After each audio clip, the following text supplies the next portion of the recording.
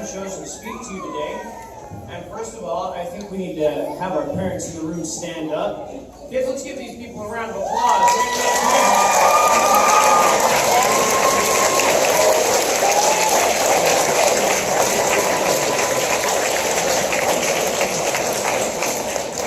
And now I think it's time for you students to give yourselves a round of applause. This is quite an accomplishment, 70 years.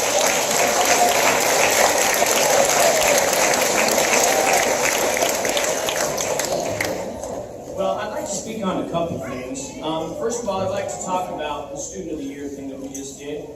And I'd just like to say we had so many good people to choose from, so many great kids. And I can tell you that my colleagues feel the same way because I listen to them. I'm really good friends with them, and they talk about you. And they tell me how excited they are when they see you learn something, or when they see you stand for kind, or the way you treat them as well in class. I've heard so many good things. As a matter of fact, Alred and I go to lunch a lot. We usually invite Dawn, but she likes to be healthier than us. So we leave her at the school for her little stick of celery, and Alred and I go get a big juicy hamburger. We talk about stuff, and I went to lunch with Alred yesterday, and I was all like, Alred, I know you've loved working with your kids this year, and I know that you've absolutely loved working with your parents, so I gotta ask, are there any students that stand out that you particularly enjoy? He pauses for a second, and he's like, dude, that would be a list. I got so many kids that I enjoy. He says, I got one that I can talk to when I'm happy. I got one I can talk to when I'm feeling creative. I got one that I can talk to when I'm feeling analytical, scientific. I even got one I can talk to when I'm feeling angry. And I was like, I got one of those, right, Hayden? I asked him if I could do that ahead of time. Thank you. We really did have some awesome kids, and parents were so lucky. I've seen so many kids standing for kind this year. It's been an awesome theme for us to follow throughout the school year. And I kind of like to speak to that theme first. Now, I was thinking about different things that I could say a few weeks ago. And I was all like, oh, should I quote Socrates, all these philosophers, all these funky academic things? But then I thought, you know what? There's so many worthwhile people and things I could talk about. But I don't just want to talk about worthwhile. I want to talk about something that's helpful. Because that is, in fact, why I became an educator. Because I want to help kids have the best lives possible. And as we know, having a good life expands far beyond academics. So, I want to share just a couple personal stories, a few, that were incredibly helpful to me. The first one I'll tell you, and it stands for kind. The second section, I want you to kind of guess, because we have been working on the theme this year. But I want to talk about, when I was younger, I loved sports, but I was only good at one, and that was soccer. Everything else, I was just like, okay, I just need that. But soccer was my thing. And I remember when I was in 4th grade, we'd run out to the soccer field, and we'd go play soccer all the time. And I was super excited because I had dubbed myself the 3rd best soccer player in the 4th grade, behind my 2 brothers. Well, we would go out and we would play soccer, and as always is the case, especially when you're dealing with young kids, you get a couple that maybe don't have the best attitude, kind of poor sports. And there was this one kid that was always throwing a fit about stuff. He'd get angry and he'd be like, you're cheating or whatever. And I was the peacemaker. When I was in 4th grade, I'd be like, guys, it's just a game, let's have fun. And people would calm down and we would play. Well, the next year when I was in 5th grade, I made a fateful, inaccurate observation. I'll tell you what it was. I looked around and I thought, I want more friends. And I thought, you know who has a lot of friends? It's the tough kids. It's the ones that people are afraid of. The ones that other kids seem to respect. And I was like, you know what? I'm going to try and be a tough kid this year because I want to get friends. And so I remember we continued to play soccer when I was in 5th grade.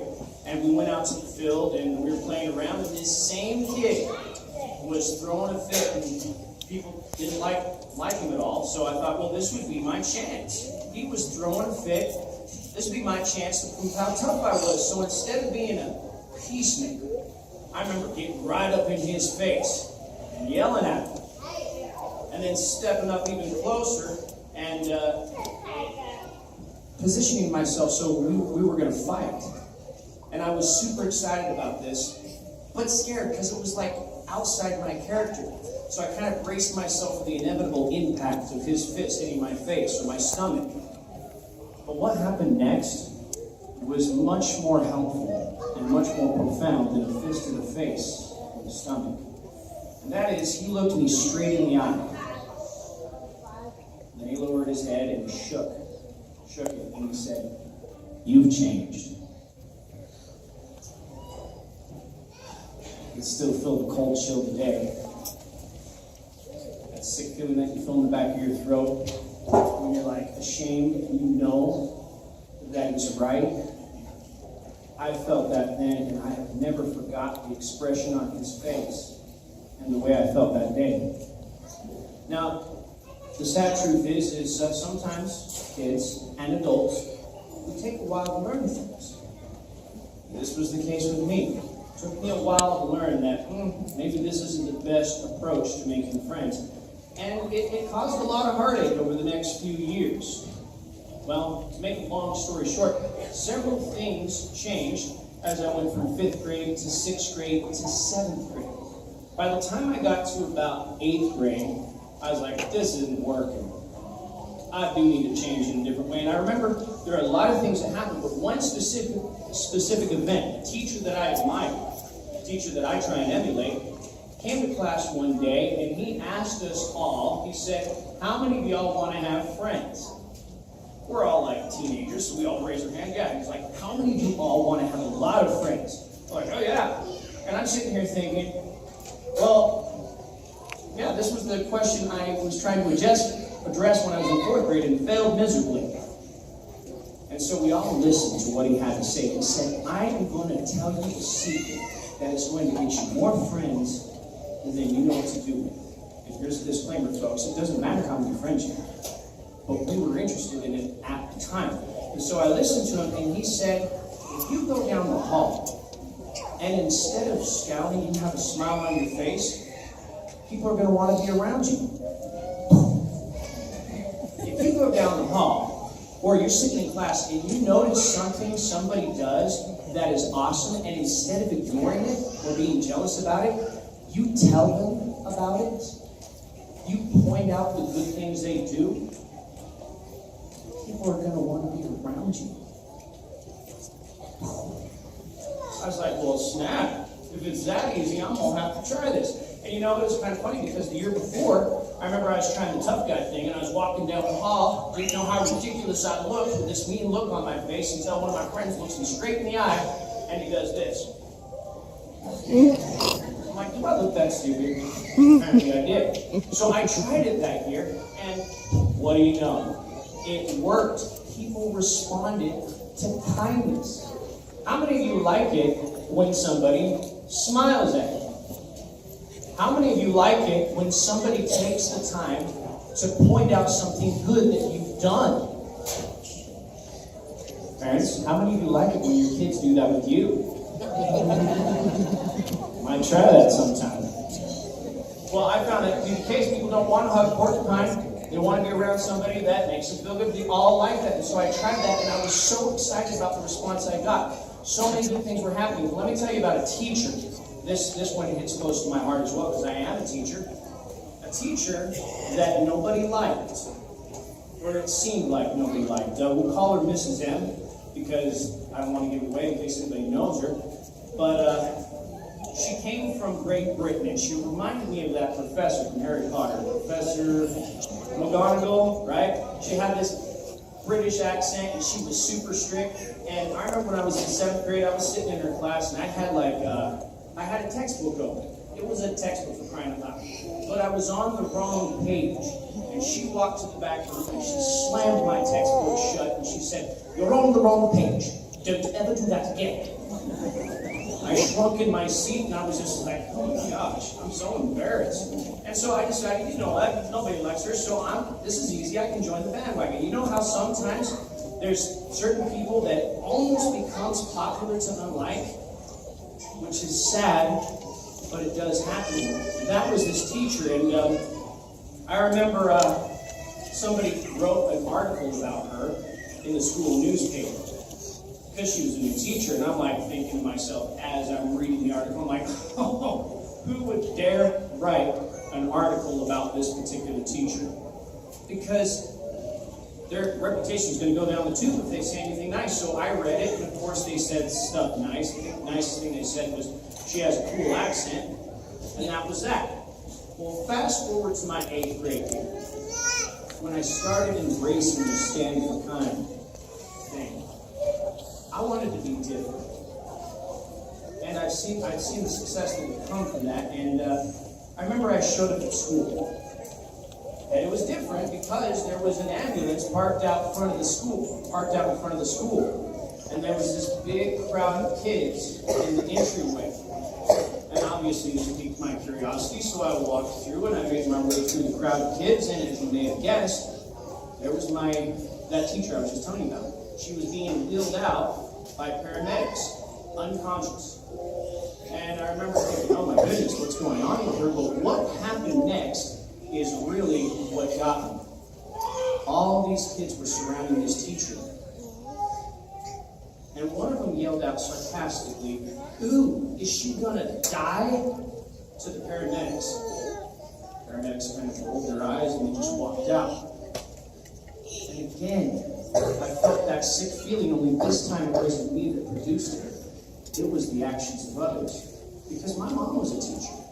So was my dad. My mom was a teacher at the high school. And I started thinking, well, gosh, how would I feel if that was my mother being wheeled out? And so I thought about it that night, and I was like, I have got to do something to counteract the hate. And so I resolved that night. I'm like, if she is back to school the next day, I'm going to go say something to try and let her know that we don't all feel that way. And so I went to school that next day, and she was up on the top floor. I walked up the stairs by myself. I usually hung out with my brothers, but this time I went off on my own. Walked upstairs, found her classroom. She had this big, poofy hair, and I saw her hair sitting behind the computer in the back of her classroom, and I immediately recognized that she was there. And so I walked by the classroom, and I didn't go in. Not just because I was afraid. I was afraid that people would see me. And so I walked by the classroom, and I stopped, and I looked down the hall, and sure enough, there were kids that would probably see me walking in to go say something nice to this teacher that people didn't seem to like. Then I was like, well, I already resolved to do this, so I walked down the hall again, and I still didn't go in. And I'm not even making this up. This is actually what happened. I walked to the left, looked around, I'm like, ugh. Then I walked down again, still didn't dare go in. I think I did it 3 times. Until maybe on the 4th try, I just finally said, oh, forget about it. And so I just walked through the door. And before I knew it, I was walking clear through her classroom, all the way to the back of her computer until I was standing right next to her. And I remember saying, Mrs. M. And she looked up. She had a surprised expression on her face. I said, are you okay? And she said, yeah, I just passed out. I'm fine. And I said, good. We were worried about it. Which may have been a white lie, but I was. And I'm sure there was more than that. And then I walked away. But again, I remember the expression on her face even to this day. And the feeling that produced was amazing. And you know what happened? That hard exterior that she seemed to have with everybody else melded away with me. Every time I saw her, she had a big smile on her face. And when I was friends with her from 8th grade to 9th grade to 10th grade to 11th grade to 12th grade, all the way until she retired. And I lost track of her. You know the beautiful thing about standing for kind? Not only does it make a positive difference in other people's lives, but it makes you feel good from the inside out. It enhances your life. And you may say, well, it doesn't work on everybody. What about the bullies? Let me tell you just a couple more things, and I'm going to sit down because I got too much I want to say. There's this one kid in 9th grade that everybody was afraid of because he was mean and he was a bully. Those of you parents that were teenagers in the 90s, some of you are probably the same vintage, it was scary because he had all of the clothing. He was like big baggy clothing, big old chain wallet. Everybody was afraid of him. And I remember I was afraid of him too. And for some reason, guys, when they're afraid of stuff, they want to take it out of the picture. And even though I learned standing for kind is a good thing, I was like, well, I want to beat this guy up or something. And I mean, this is what I thought, but obviously I didn't do it because I wasn't that way. And instead, I decided to do what I'd been working on with everybody else. I decided to be nice. So I remember we went out to gym and we were playing sports, and I'd tell everybody good game, and they'd give me high fives, and it made gym a lot funner because I wasn't a poor sport anymore. I was giving people high fives. And I went to go tell him good game and give him a high five. You know what he did? He looked me in the eye and he said, "Shut up." That wasn't the reaction I was looking for. And so I backed away from him. And I came up with this thing that, you know what, if somebody's going to be prickly like that and rude, then I'm just going to be nice when the opportunity presents myself, but I'm going to keep myself away. There's no need to expose yourself to that kind of abuse. Well, we had a pool in my middle school. I'm jealous a little bit.